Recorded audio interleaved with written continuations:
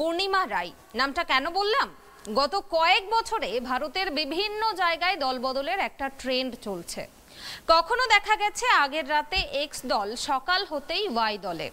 অদ্ভুত ট্রেন্ড চলছে। এবারে ব্যাপারটা গড়িয়েছিল সোজা হাইকোর্টে। যেই নামটা বললাম, পূর্ণিমা রায়। পদ্ম ফুলে জয়ী, ঘাস ফুলের প্রধান। টান টান নাটক বলেই দাবি একাংশের। দেখুন। পদ্মফুল হাতে নিয়ে জয়ী হয়ে ঘাস ফুলের প্রধান, মামলা গড়িয়েছিল হাইকোর্ট পর্যন্ত।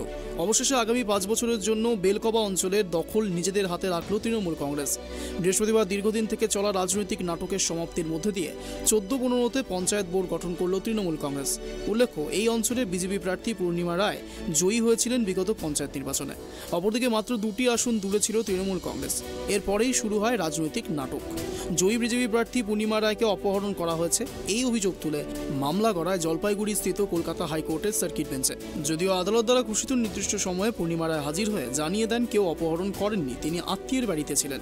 এরপরেই বৃহস্পতিবার জেলা তৃণমূল কংগ্রেস দলের SC ST OBC সেলের সভাপতি কৃষ্ণ দাসের উপস্থিতিতে পূর্ণিমা রায় বেলকবা পঞ্চায়েত বোর্ডের প্রধান পদে নির্বাচিত হন। এই প্রসঙ্গে যদিও সদ্য বিজেপি ছেড়ে তৃণমূলের পঞ্চায়েত প্রধান পদে আসীন হওয়া পূর্ণিমা রায় সংবাদ মাধ্যমের সামনে এক প্রকার নিশ্চুপ থেকেও বলেন, প্রধান পদ পেয়ে ভালো লাগছে। খুব খুশি। আপনি কি প্রত্যাশা করেছিলেন প্রধান হবেন?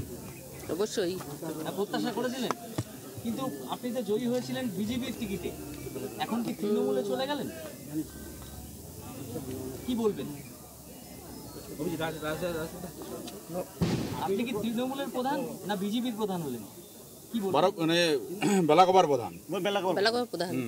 অপরদিকে রাজগঞ্জ বিধানসভার অধীনে এই বেলকোবা অঞ্চলের সদ্য সমাপ্ত পঞ্চায়েত ভোটের ফলাফলের নিরিখে তৃণমূল কংগ্রেস দল যে অনেকটাই ব্যাকফুটে চলে গিয়েছে, সেই কথা স্বীকার করে নিয়েই কৃষ্ণ দাস জানান, এখন বিজেপি 14 আর তারা 2 নির্দল, এবং সদ্য বিজেপি থেকে তৃণমূলে আসা পূর্ণিমা রায়কে নিয়ে 15। তাই আজ তারা বোর্ড গঠন করলেন।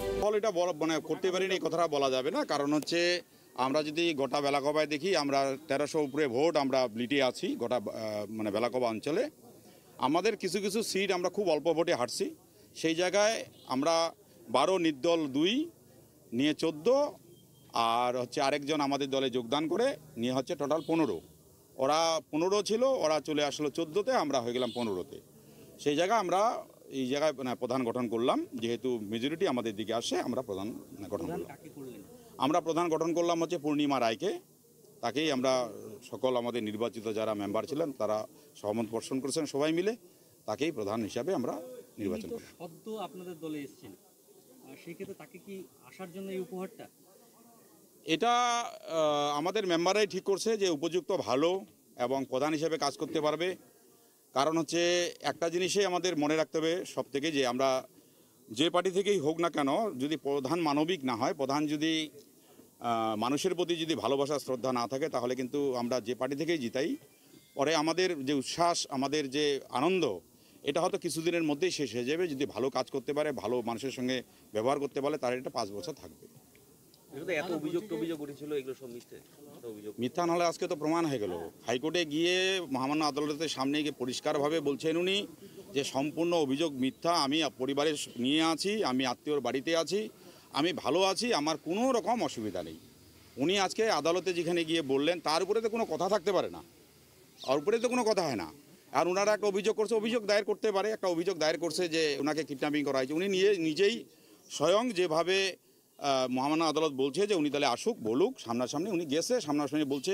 কোনো রকম দ্বন্দ্ব, দ্বিধা বা যাব না এরকম মানুষের দোকানে যেদিনের অর্ডার দিয়েছে সেই দিনের সঙ্গে সঙ্গে পৌঁছায় গেছে, গিয়ে ওনার কথাগুলো উনি সব সম্পূর্ণভাবে বলছেন। ছেলে রাহুল রায়ের এক বন্ধু আত্মীয় একটা অভিযোগ করেছে, রাহুল রায়কে খুঁজে পাওয়া যাচ্ছে না।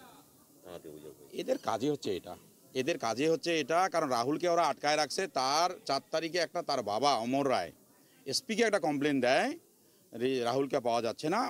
যেদিন কি যেন বলে 9 তারিখের দিন, সেদিন রাহুল সেখান থেকে কোনোরকমভাবে ছাড়া পায়, সে ও নিজের বাড়িতে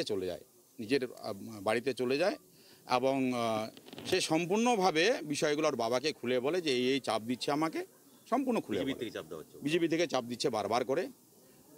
তারপরের দিনও ফোন করছে যে তুমি চলে আসো, অমুক তমুক নানা রকম বলছে। না, আমি যেভাবে আমাকে আটকানো হয়েছে আর আমি যাবো না। বিজেপিকে ভুল বুঝাচ্ছে, দারুণভাবে ভুল বুঝাচ্ছে। কারণ মানুষের স্বাধীনতা আছে, মানুষ যে কোনো জায়গায় যেতে পারে, যে কাউকে সমর্থন করতে পারে, এখানে জোর করে কাউকে আটকানো যায় না।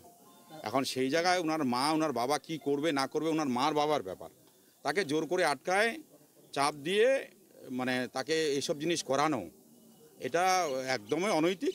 পরবর্তী আবার একটা কথা বলছে যে রাহুল ওকে আরও কিডন্যাপিং করা হয়েছে। রাহুলকে কিডন্যাপিং করা হয়, ওর বাবা সেই জায়গায় কমপ্লেন করবে, ওর মা সেই জায়গায় কমপ্লেন করবে। তো সেই জায়গায় ওর বাবা মার মুখের মধ্যে কোনো রকম এরকম ছাপ কিন্তু নাই যে আমার ছেলে কিডন্যাপিং হয়ে গেছে, এরকম কোনো ছাপ নাই। আজকে বিজেপি 50 সদস্য জয়ী, তারা আসেননি এই ভোট গঠনে, কি বলবেন? সবাই আসছে ভোট গঠনে, প্রত্যেকে আসে, এখনও ভিতরে আছে, ওরা এখনও ভিতরে আছে, আসছে। কিন্তু ওদের একটা দুর্বলতা ছিল, ভয় ছিল, যে ভয়ে ওরা, আমরা যেটা লাস্ট আপডেট পাইলাম যে ওরা ব্যালটে ভোটটা করেনি, ওরা ভয়ে। ওদের এখান থেকে আরও অনেকেই আমাদের দিকে সমর্থন করতো, এটা আমাদের দৃঢ় বিশ্বাস ছিল। আমাদের দিকে ভোটে যদি গোপন ভোট হইতো তাহলে এই জায়গাটা আমাদেরকে ওরা আরও সমর্থন ভিতর থেকে কম করে 4 জন করতো, এই ভয়। হ্যাঁ, বিজেপির আরও 4 জন করতো, কারণ ওরা ভোট যখন করে তখন একটা আলাদা মানুষের মধ্যে একটা সেন্টিমেন্ট থাকে, আমি টিকিট পাইলাম না কেন, আমার এলাকা টিকিট পাইলো না কেন, আমার আত্মীয় কেন টিকিট পাইলো না।